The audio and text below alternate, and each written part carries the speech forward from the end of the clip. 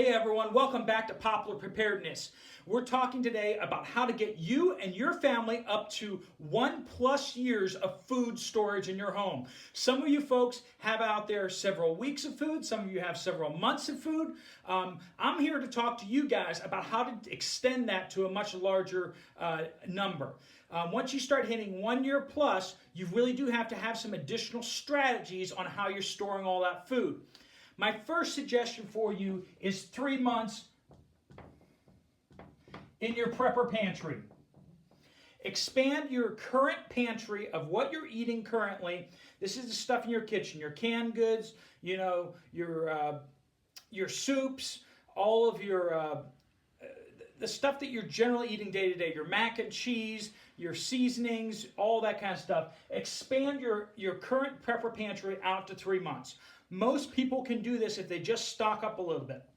Most people can fit 3 months of food in their kitchen or maybe with just a supplemental shelf or something along those lines. If you have a larger family or like a really small kitchen, you might need to add like a supplemental pantry onto your existing pantry to get up to this level. Now, if you eat a lot of fresh foods and vegetables, and you're going to the supermarket once or twice a week to kind of freshen up these vegetables for salads and cooking and stuff like that, some of that food's not going to last you 3 months, but basically anything that you throw in the freezer, that's going to last you 3 months. It's not going to go bad in 3 months, right? You can rotate that. Your canned goods, your noodles, your pastas and stuff like that, unless you're like, getting that fresh pasta that you have to like eat within a couple days because it's got raw eggs in there and stuff like that. If you're using like regular dried stuff, you can just have a regular pantry, just expand it to about 3 months. Some people, they go this a little further and they expand it out to 6 months. Or they have a supplemental, they have a working pantry and then they have like a deep pantry, like in a separate room or something like that, where they have canned goods that they rotate or snacks and all that kind of stuff like that in a separate pantry, and they kind of access that, and they stretch out 6 months. I'm going to suggest to you 3 months, and then I'm going to suggest starting with 1 year of deep food storage. Now, you may be a little freaked out about that, listening, 1 year and 3 months of food storage, but that's what I'm going to recommend to you. Given what's kind of going on today, I would suggest that this, I think, is prudent.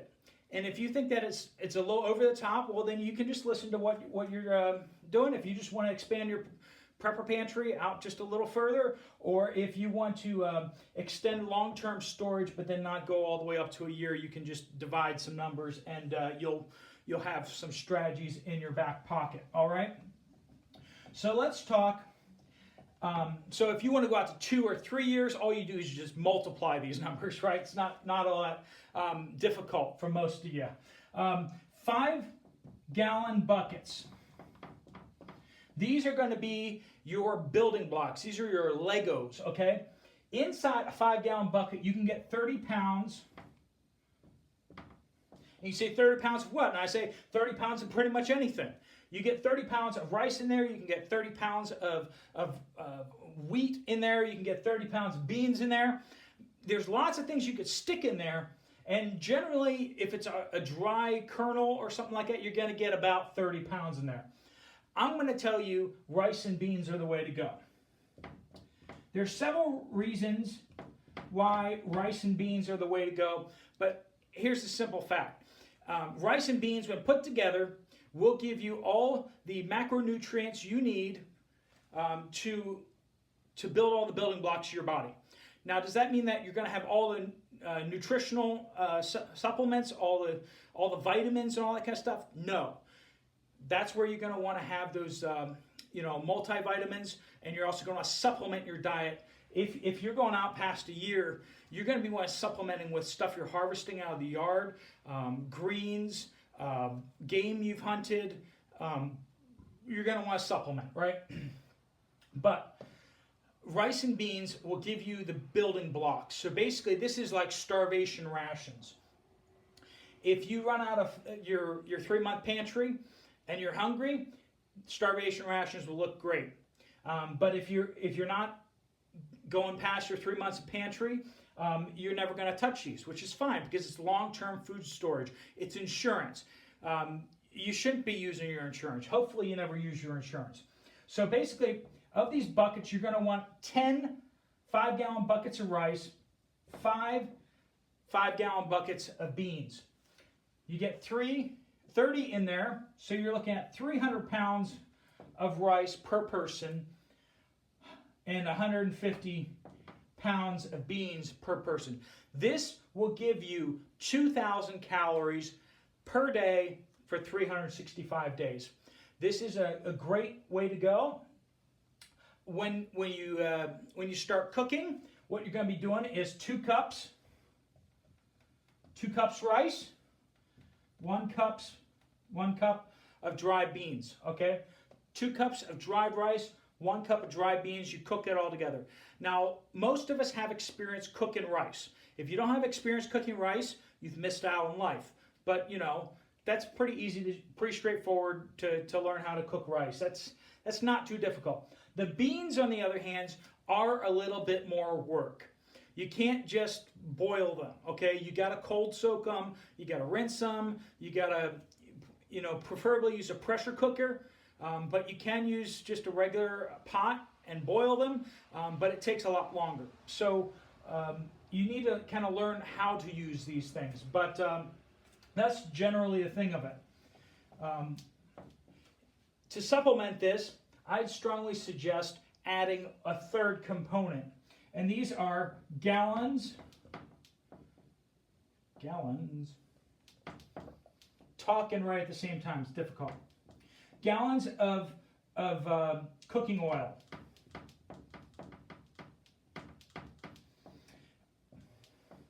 One gallon of cooking oil has 30,000 calories. Okay? 30 pounds of rice will have 50,000. That's a 50K, okay? 50,000 calories. And a 30-pound bucket of beans will have like 47,000 calories, depending on what kind of bean. I'm suggesting you go with pinto beans, okay? But that's generally kind of the breakdown. So you can see a gallon of cooking oil will really significantly supplement your rice and beans there. I suggest that you not just shoot for 2,000 calories, but to shoot a little above 2,000 calories. I'd say that you should shoot for 2,000 base calories of rice and beans, then have cooking oil, and then if you have some canned meat and canned other things to go along with it, that's probably going to land you in a better place, because if you're working outside, gardening, chopping wood, doing all the hard things you need to do if the grid went down, you're going to need more than 2,000 calories. A military-aged male working hard during the day needs 3,500 to 3,600 calories according to the military. So think on that. You need to have more than you think you need. So this is the general game plan, and then on top of that, you add your canned meats, you add your other things. Now you say, well, why don't I just go out and buy those buckets that are online, right, of emergency food and such. This package right here will run you about $300 per person. Okay? $300 per person for 1 year. If you go to those survival places and you look up 1 year food for one person, you're looking somewhere between $3,000 and $4,000. Don't let them play games with you, and look to make sure it's 2,000 calories. That's basic. If you're working hard, those are starvation rations. That's the truth, okay? So $300 versus $3,000 to $4,000. Does that add up fast? Yes. If you have a whole ton of money and you have no time to invest in this whatsoever, go with the prepared foods. That's fine. No judgments or anything like that. Most of us are going to look at this number, and if you have multiple people in your family, you're looking at a significant outlay of money. Is it worth it? Absolutely. But the difference between $300 and $3,000, $5,000 to $4,000 is huge. Now this includes buckets. Generally, you can get your buckets from like Walmart. You can get them from Lowe's, Home Depot. You can get them from other places, but basically you're going to want to buy them new from the store if you're going to put food in them. That's just general. You can get them on Craigslist. You can get them at like Chick-fil-A sometimes. They'll give away buckets, but you're going to need a whole bunch of them. You need 15 buckets per person for a year. So a lot of you are starting to add up the numbers. Now they do stack, so you can stack the buckets up, and that significantly decreases the amount of room that they take up. The other thing is, if you package them in Mylar, which is you put like a foil bag in the bucket, and then you pour the rice and beans in there. Well, you don't mix them together. You put the rice in one bucket, and you put the beans in the other bucket, right? And then what you do is you heat seal the top, close it in, and then put the lid down on it. If you do that, this will last you 30 plus years, basically indefinitely, unless you store improperly. 30 plus years, you don't ever need to touch it. It's an insurance policy. It's done. You don't have to rotate it. If you just take, and this is kind of where I come from on it, I haven't put Mylar in them. I just take the plastic bag and I just drop a 20-pound bag of rice in there, and then I drop an 8-pound bag of pinto beans on top of there and mush them down, and then just close the lid. That's what I've done. Will they be good for 20 years? Probably. Maybe not, but probably. Most people will say put oxygen absorbers in there too. It is a good idea to freeze your rice and your beans before you stick them in the bucket. So just put them in the deep freezer. 2 days is good. You don't necessarily have to do them quite that long, but after you freeze them, then you can put them in the bucket, because that kills any the insects that might be in there possibly, because you don't want them to like breed in there for the 20 years and you open it up and there's no food left. That's shouldn't happen, but it could happen. So people suggest freezing it just for extra precaution. But this is generally how you can do 1+ year of long-term food storage. I strongly suggest, with what's going on in the world today, for most families to be shooting for 1 year, 3 months to begin with, and then start looking at getting up to 2 years. 2 years to 2.5 years is what it will take you to get your garden going. And that's if you really, really get a fire under you and you really get out there and start working on the garden right away and really get your garden up to speed. That's how much food you'll need to really transition. If you have that much, then you can have the peace of mind to know that no matter what happens, really, with the grid down and that kind of thing, you have a plan that is feasible for you to get enough food. That first year, you're probably going to be just supplementing your emergency food supply. The second year might be supplementing again with some greens and such like that. Hopefully you're doing a little better. By the third year, hopefully you're replenishing your food supply.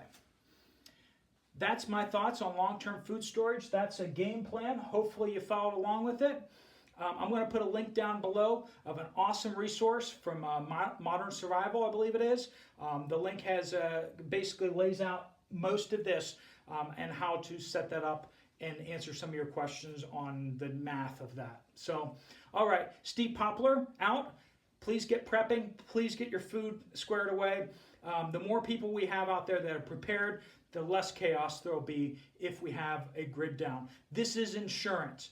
Steve, is it 100% sure that everything's going to collapse in 6 months? No. I have no crystal ball. I have no idea what will happen next. I have inklings. I have thoughts. And I would say that the risk of things happening in the near future are higher than they've been any time in my lifetime in this country. So take that for what it's worth. This is my suggestion. This will not set you back too much. If you have more money and no time, go with a food storage company. Am I going to recommend any of them to you? I can't in good conscience. I can't. Go on YouTube. You'll find plenty who can recommend any one of them that they're getting paid to recommend you to. But I'm going to recommend you go to Wally World and get your rice and beans, or go to your favorite bulk goods supplier and do that. I know a lot of you more advanced preppers are going to have a lot of opinions, but please be gentle on the new folks who are trying to get up to 1 year. Don't confuse them too much with the wheat berries and all the extra things. This is basic. This is a building block, and this is where we suggest you start. If you want to research further, cool, but you need to get your feet rolling with actually moving on this as opposed to just researching. All right? Take care.